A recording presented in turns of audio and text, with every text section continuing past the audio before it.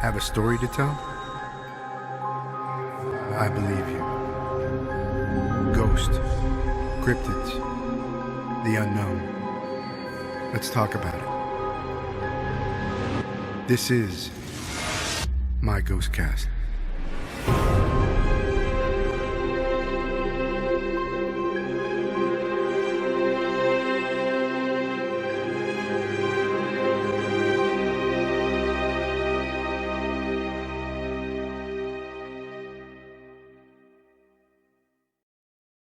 Welcome back to my GhostCast. This episode, our guest is me. So, I'm telling about, this is about a recent experience I had with being at the hospital over the summer. This one gets you a little bit, so, especially if you understand with things, the way the world's going on right now, it, not good. Hope you guys like this. This would be the first one in a while that I've told about my own stories, but I got a lot more coming up, so stay tuned. Hope you enjoy. Thanks.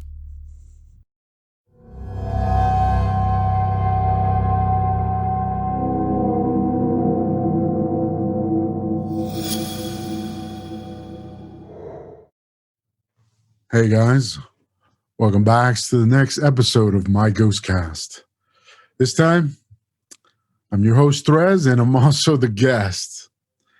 So I think it's about time I start telling some of my stories. We'll start with the first one. First story I got for you, something recent. It's not exactly something that I understand. There are plenty of circumstances that may have led to what I heard. But this happened to me recently. So this episode, I suppose, is about, I think I heard something, I don't know, maybe it's the angel of death. I guess. I really get, I'm not sure. So this summer, 2020, I caught COVID. So I was in the hospital, in the ICU for a good 2 weeks, but I was in the hospital for about 3 weeks, almost a month. I was in there, wasn't allowed to see anybody. It's kind of, it's in retrospect, it's funny, but at the time it wasn't. So here I was. I didn't understand what was happening to me. I just know that everything was costing breath from movement. I would like, I couldn't breathe. Everything hurt to breathe, and it was just, I just wanted to lay down. So, my wife and I sent me to the hospital and then checked in. And the first day I was there, I'm like, okay, hey. And I was in this I feel like I was in a lab. So in a lab, I'm laying on this thing, no blanket, no nothing, right? Laying down in front of everybody. Everybody could see me. Just seeing all kinds of people. After I got in there, man, I just started seeing buttloads of people just start showing up afterwards. And they kind of told me that, like, I luckily came in at the time I did, because after I came in, all of a sudden a lot of people started coming in. Real weird. Anyways, to get further to the point, so I'm there. They were like, yeah, you're doing okay. You're not too bad. And they gave me the test and stuck that thing all the way to the back, make you choke in water, And I'm like, I could take this. And it went all the way in there, and it really sucked. And so there I was in the hospital, and they sent me to, luckily there was an opening in the regular rooms. From what I understood, there was the area I was in downstairs in the ER was kind of like where they kept the sick folks that just got there. And then they moved you up to the ICU. And then after the ICU, you can go to a regular room. That's what I understand it. And they're like, oh, this guy's not doing too bad now that we're giving him some stuff. He's doing okay.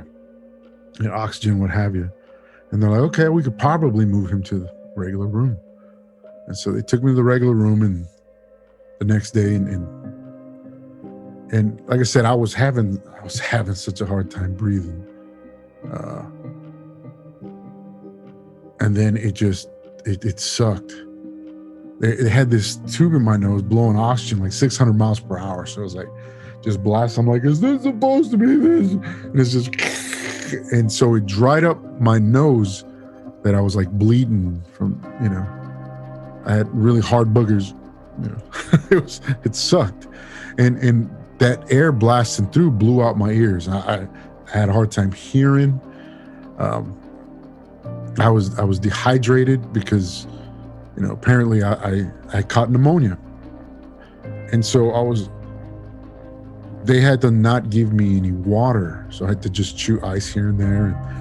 And I was like, we can't give you water because it goes to your lungs. So I'm like, ugh.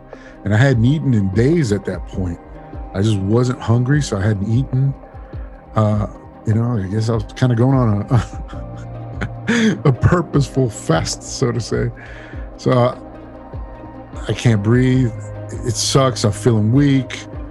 The stuff's blasted my ears out. I can't hear too right. I have all these things caught up in me, and I have IVs in me, and I'm just like, oh my God, I feel weak. I'm not hungry. I wasn't hungry. I just hadn't eaten in days at that point. They're like, you got to eat something at least, And they're like, well, we can't give you anything until later. So here I was, no water, no food, being, I guess, getting my stuff through an IV. And I was losing weight really fast. So I felt myself getting kind of thinning out, and I felt my skin feel weird on me. But every time I'd move, I'd be like, oh, okay, that's a little hard to do to move. So they put me on this bed while they got me on all this stuff. And they lay me down, and they move it to where I'm laying on my skin, on my, my tailbone. And I'm like, it doesn't matter what I do, I'm still laying on my skin in some way, form, or fashion. And I was too weak to actually really do anything. I was like, oh, sit up, and it hurt, and everything just sucked. And so I just remember having this hysteria that I'm like, I need to just leave. Oh my God. Felt claustrophobic. And I'm like, okay, I need to calm down. So what I did is I relied on my martial arts meditation aspect, and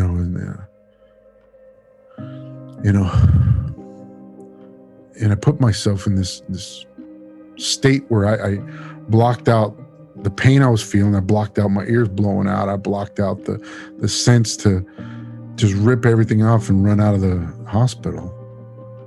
And I just had managed to calm myself down enough, and I'm just feeling just so weak, and I started crying. I'm just there going, oh my God, this sucks so bad. This sucks so bad. And I was still trying to put myself in that phase, and I'm like, okay. And it started breaking apart, and I started feeling everything again. And I fell asleep for a little bit and woke up. It was about 3 a.m. I had my phone next to me, and around that time, I had a clock that I could see on the wall and everything. And I hear a voice. It was one of the most soothing voices I've ever heard. And it asked me the question that goes,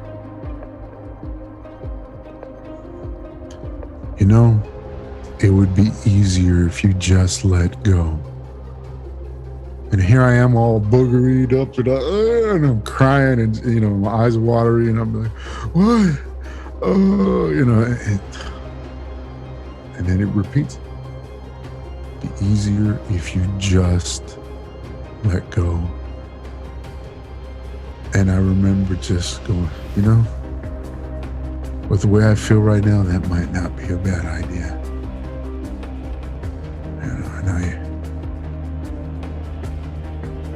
I couldn't see anything. There was nothing to see. It in my head. It's dark in the room. And I feel myself getting weaker and just, like, yeah, that would be nice. Just maybe I should just let go. And then I hear this other voice. It said, yeah, so you can die like a little bitch. And I was like, what? Who said that? I laugh now, but I was like, what? And the opposing voice said, yeah, so you can die, so your friends and family have to fight the oncoming war by themselves without you, because you're dying like a little bitch. And I was like, what?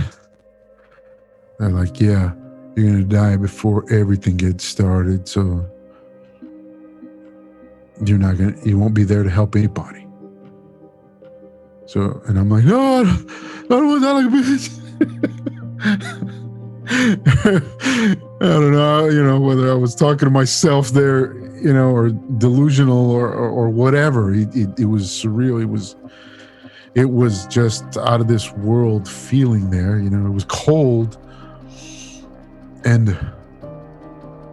it said, yeah, so the way it said it just sounded weird. It's like they're going to fight this battle without you unless you come back. And I'm like, yeah, I'm going to come back, man. Like a bitch, And I got angry. And just to this day, it's, I wind up getting better after that. They're like, wow, you're doing pretty good. All of a sudden I was like, yeah, because I don't want to tell them, yeah, because a voice told me I was gonna die like a little bitch. I don't want to do that. And so, I to this day, I still remember that other voice.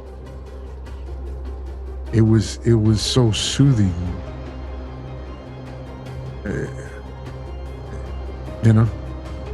I don't know if that's what death is like or what have you, but the two opposing voices there talking to me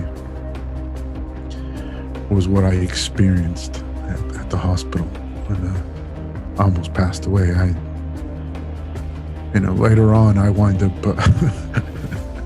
sneaking some look at the doctor. I was talking to one of the doctors, and he's like, dude, he's like, reading through the notes the hospital left you. I was doing a checkup, and they're like, they didn't think you were gonna make it, man. I was like, dude, I didn't think I was gonna make it. And I go, but it angered me enough what I was told. I didn't tell anybody this. I'm telling you guys because you guys are the audience, and I think this is one of those. It could be one of those paranormal experiences. I scared the crap out of me.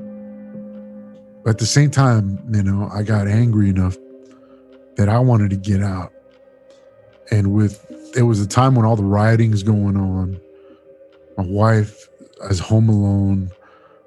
All kinds of stuff. My brothers are not doing well. The people I care about, I don't want to leave them and not be able to do something about it. So here I am. That's one of my stories. Leave a comment. Let me know what you think. I could have been delusional. I could have been. I don't know, man. That's stuck with me since. Again, thanks for watching my GhostCast. I got more stories that I gotta pass on to you guys. Let me know what you think. Don't forget to like, share, and subscribe. And share this. Leave a comment. Make some, talk to me. Let me know what you think. All right, guys. Thanks again for watching my GhostCast. Again, this is your host, Therese, and this guy right here gets it. Who? This guy. All right. Have a good one. There you go. That's my hospital episode. Angel of Death. that could be interpreted in multiple ways. But man, that, it's funny now, but it wasn't funny at the time. I hope you guys let me know what you think. Don't forget to like, share, and subscribe, and leave a comment. I'd like to hear what some of you guys got to say, especially those of my fans that are following out there.